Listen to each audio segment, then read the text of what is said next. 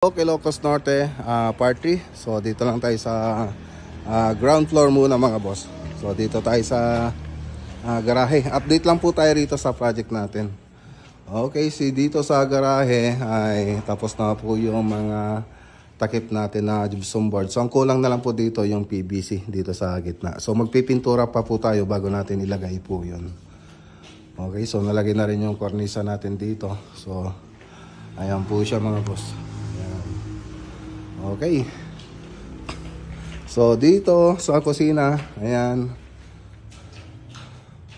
Ayan na po siya. So ganun pa rin yung itsura niya. Nalagyan lang ng kornisa. So ganun dun dito. So dito pinaparitats ko yung mga kornisa dito, tapos yung mga ceiling bago tayo magpintura. So nasa dining po to, dining, tapos kitchen. Tapos ito yung hallway. Tapos ito yung kwarto dito sa baba.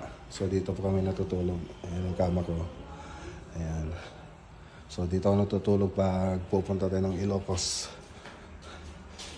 Norte. So ito po yung living room. Ayan. So meron pa tayong ilalagay na floated panel dyan, mga TV console. So makikita nyo po yan pag ipapagawa po nila, sir. So kita po tayo sa second floor. Gawa tayo ng ibang video.